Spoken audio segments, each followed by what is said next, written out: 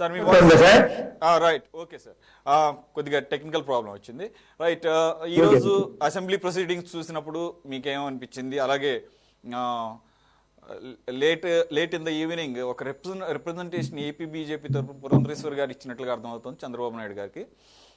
అందరూ బీజేపీ ఎంపీలు ఎమ్మెల్యేలకు ఆయన ఒక చిన్నపాటి విందేదో ఏర్పాటు చేసిన సందర్భంలో, ఆ తర్వాత అనుకుంటా లాస్ట్ గవర్నమెంట్లో జగన్మోహన్ రెడ్డి గారి గవర్నమెంట్లో జరిగిన అవకతవకలు, అలాగే ఏవైతే ఈ స్కామ్లు ఉంటాయో అని చెప్పేసి ఒక మూడు అంశాల మీద ఒక రిప్రజెంటేషన్ ఇచ్చి వాటి మీద సమగ్ర విచారణ జరపాలని చెప్పేసి అంటున్నట్టున్నారు. ఫస్ట్ ఆఫ్ ఆల్ ఈరోజు అసెంబ్లీ ప్రొసీడింగ్స్ చూసినప్పుడు, అలాగే అసెంబ్లీ స్పీకర్గా అయ్యన్న పాత్రుడు ఏకగ్రీవం ఎన్నిక, ఆయన్ని రేపు ఎన్నుకుంటారు. మీ వ్యూ పాయింట్ సార్? ముందుగా మీకు డిబేట్ లో ఛానల్లో పాల్గొన్నటువంటి నాయకులకు, అదే విధంగా మన టీవీ ఛానల్ ని వీక్షిస్తున్న ప్రేక్షకులకు నమస్కారాలు తెలియజేస్తున్నాను. అదే విధంగా కొన్ని చిన్నవి సర్దుబాట్లు ఉన్నప్పటికీ ఈ రోజు జరిగినటువంటి అసెంబ్లీ సమావేశాలు చాలా హుందాగా, గౌరవంగా ఆంధ్రప్రదేశ్ శాసనసభకి గౌరవం తెచ్చే విధంగానే ఉన్నాయనిపిస్తుంది. అందులో భాగంగా మొదట్లో తెలుగుదేశం ఎమ్మెల్యేలు కానివ్వండి, వాళ్ళు ఏదో కొద్దిగా చిన్న పార్టీ కాస్త రచ్చ చేసినప్పటికీ చంద్రబాబు నాయుడు గారు హుందాగా వ్యవహరించి పెద్ద మనస్తత్వంతో ప్రతిపక్ష నాయకుడిని గౌరవంగా, ఆదరంగా చూడటం, అతనికి ఇవ్వాల్సినటువంటి విలువ, గౌరవాన్ని సభలో ఇవ్వటము. అదేవిధంగా ఒక విధంగా ఆలోచిస్తే, అంటే గతంలో నిన్న మొన్న మనం విన్నటువంటి ఈ యొక్క పుకార్లు అనండి, లేకపోతే ప్రచారం అనండి, అసలు జగను అసెంబ్లీకి వస్తాడా, వస్తే ఉంటాడా, లేకపోతే ఏం చేస్తాడు, ఇవన్నిటినీ తారుమారు చేస్తూ జగన్మోహన్ రెడ్డి కూడా ఒక విధమైనటువంటి హుందాతనంగానే వచ్చి ప్రమాణ స్వీకారం చేసి తన గౌరవాన్ని తను నిలబెట్టుకుంటూ వెళ్ళిపోవటం కూడా ఒక విధంగా ఇవాళ మొట్టమొదటి రోజు శుభసూచకమని నాకు అనిపిస్తున్నది. కారణం ఏంటంటే, ఇంకొక విషయానికి వస్తే సహజంగానే ఈ రోజున చర్చలు కానీ, లేకపోతే సభ యొక్క మిగతా విషయాల మీద కానీ ఏం ఉండదు కాబట్టి ఆ యొక్క ప్రమాణ స్వీకార కార్యక్రమం వరకు తను ఉండి తను ప్రమాణ స్వీకారం చేసి, కాకపోతే ఏంటంటే తన పార్టీ తాలూకు ఎమ్మెల్యేలు కూడా అందరూ ప్రమాణ స్వీకారం చేసిన దాకా ఉన్నట్లయితే ఇంకా కాస్త బాగుండేది. ఏది ఏమైనప్పటికీ ఉంది, ఇంకేదన్నా సమస్య వస్తుందేమో అనుకునే దానికన్నా కూడా వెళ్ళిపోయి కూడా ఒక రకంగా సభకి గౌరవాన్ని, హుందాతనాన్ని తెచ్చారనే మనం భావించాలి. ఇకపోతే ఇదే హుందాతనాన్ని భవిష్యత్తులో కూడా కొనసాగించాలని మనందరం కూడా కోరుకుంటాం. అదేవిధంగా మిత్రులు అనిల్ గారు చెప్పినట్లుగా ఈ రోజున ఈ రాష్ట్రంలో ఉన్న పరిస్థితికి అన్నీ తెలుసు కానీ ఏది తెలియనట్టు నటిస్తామన్నట్లుగా ఉన్నది రెండు పార్టీల వ్యవహారం. కారణం ఏమంటే, స్పెషల్ స్టేటస్ గురించి ఈ రాష్ట్రానికి రాదు అని తెలుగుదేశం నాయకులకి తెలుసు, వైసీపీ నాయకులకి తెలుసు, కాంగ్రెస్ నాయకులకి తెలుసు. కానీ దాన్నే పదే ప్రస్తావించడం ద్వారా మేము ప్రతిపక్షంలో ఉండి ఏదో ఒకటి చెప్పాలి కాబట్టి చెప్తున్నాం అనే దానికన్నా సంస్థాగతంగా, అదేవిధంగా ఒక కన్స్ట్రక్టివ్గా సమస్యల మీద గత 5 సంవత్సరాల నుంచి రాష్ట్రము అధోగతి పాలైనంత పరిస్థితిగా తయారైంది కాబట్టి దాని నుంచి వచ్చిన ప్రభుత్వము దాన్ని దారిలో పెట్టి చేయటానికి కావాల్సినటువంటి సలహాలు, సంప్రదింపులు ఇస్తే ప్రతిపక్ష పాత్రగా బాగుంటుందనేది మా ఆలోచన.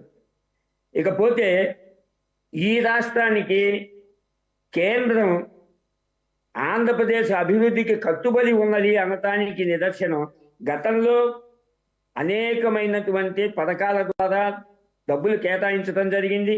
అదేవిధంగా ఈ రోజున పోలవరం ప్రాజెక్టును చూసుకున్నా కూడా అది కేవలం ఈ రాష్ట్ర ప్రభుత్వ రెండు పార్టీల స్వయంకృతాపరాధమే తప్ప కేంద్రం తప్పేమీ లేదు.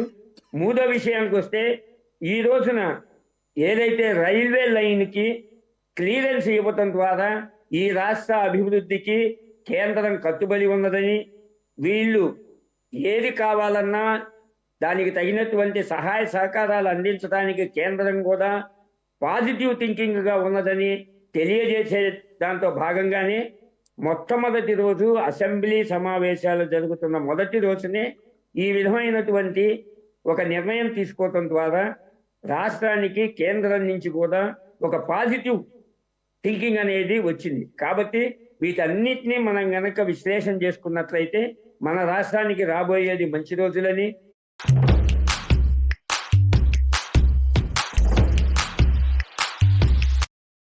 అటువంటి పరిపాలన ఇది కనుక మనం గమనించినట్లయితే గత 10 సంవత్సరాల నుంచి కూడా మన రాష్ట్రంలో ప్రతిపక్షం కరువైపోతుంది. గతంలో ఏ కారణం చేతైనా 14 నుంచి 19 దాకా జగన్మోహన్ రెడ్డి గారు అసెంబ్లీకి వెళ్లకుండా బజార్లో ప్రజల మధ్యలో తిరుగుతానని చెప్పినని అసెంబ్లీకి వెళ్లకుండా ప్రతిపక్షం లేకుండా చేశారు. 19 నుంచి 24 మధ్యలో కూడా సగం కాలం అయిన తర్వాత చంద్రబాబు నాయుడు గారు కూడా అసెంబ్లీకి వెళ్లకుండా నేను మళ్ళీ గెలిచి ముఖ్యమంత్రిగానే వస్తానని చెప్పి బయటకు వచ్చేయటం. అంటే గత 2 టర్ముల నుంచి కూడా ప్రతిపక్ష పాత్రగానే నడుస్తున్నది అసెంబ్లీలో. బయట మనం ప్రజానీకంలో బయట సమాజంలో ఎంత వ్యతిరేకతనో లేదా సమస్యల మీద పోరాటాలు చేస్తున్నప్పటికీ అసెంబ్లీలో మాత్రం సరైన పాత్ర పోషించలేకపోయినాయి ఈ రోజున. కాబట్టి ప్రతిపక్ష పాత్ర లేదు, ప్రతిపక్షం లేదు అనుకునే దానికన్నా కూడా వచ్చిన ప్రభుత్వానికి ఈ రోజున బంపర్ మెజార్టీతోటి ఈ యొక్క ప్రభుత్వం వచ్చింది. కాబట్టి చంద్రబాబు నాయుడు గారు ఈ రోజున ఎట్లాగైతే హుందాగా వ్యవహరించి తన యొక్క పెద్దరికాన్ని నిలబెట్టుకున్నారో అదే విధంగా రాబోయే కాలంలో కూడా పరిపాలన కూడా అదే విధంగా చేస్తారని, మన యొక్క రాష్ట్రానికి మంచి రోజులు వస్తున్నాయని మనందరం ఈ రోజున ఆనందపడుతూ సంతోషించాల్సినటువంటి సందర్భం ఇది. ఈ రోజు మనం ఒకరి మీద ఒకరు విమర్శలు చేసుకోవటం కానీ లేకపోతే ఇంకొకటి కానీ రాబోయే కాలంలో ఎట్లాగూ తప్పు, ఏదో ఒక తప్పు ప్రభుత్వం అన్న తర్వాత తప్పులు చేయకుండా ఉండదు. ఆ తప్పుల్ని విమర్శించి బయటకు వచ్చి మనం ఉద్యమాలు చేయక తప్పదు. ఏ పార్టీ అయినా ఎప్పుడైనా ఎక్కడైనా ప్రభుత్వం తప్పు చేస్తున్నప్పుడు ఎత్తి చూపాల్సిన అవసరం కూడా ఉన్నది. ఏది జరిగినా హుందాగా చేసుకుంటూ పోవాలనేది మాత్రం మొట్టమొదట. ఇందాక మీరు ప్రస్తావించినట్టు శ్రీమాన్ కొడాలి నాని గారి లాంటి వ్యక్తులు, వారి మీద అటువంటి వ్యక్తుల మీద అవసరమైతే కేసులు పెట్టి అయినా సరే దయచేసి వారిని బయట సమాజంలో లేకుండా గనక లోపలేస్తే మిగిలిన వాళ్ళు ఆయన్ని స్ఫూర్తిగా తీసుకొని ఈ సమాజాన్ని నాశనం చేయకుండా కొంతైనా మనం బాగుపరుచుకున్న వాళ్ళం అవుతామని మాత్రం నా పర్సనల్ గా ఉన్నటువంటి అభిప్రాయం. సరే, ఓకే సార్, మీ మీ పాయింట్ నాకు అర్థమైంది కానీ మరీ పర్సనల్గా వద్దులేండి. అదే అలా ఉండాల్సిన అవసరం లేదు. ఎందుకంటే అంత దుందుడుగా ఉండే అవకాశం కూడా ఉండదు, వాళ్ళకి ఆ వెసులుబాటు కూడా ఉండదు. కాబట్టి ఆయన స్వతహాగానే అలా మాట్లాడతారు కాబట్టి. బట్ ఏదైనా కొంత స్వరం మారిందిలేండి. 2014-15 మధ్యలో 19 మధ్యలో కూడా ఆయన అంతే దూకుడుగా ఉండేవాళ్ళు. పక్కన పెడదాం కాసేపు. కోటేశ్వర గారు, ఒకటి స్పీకర్గా ఏకగ్రీవ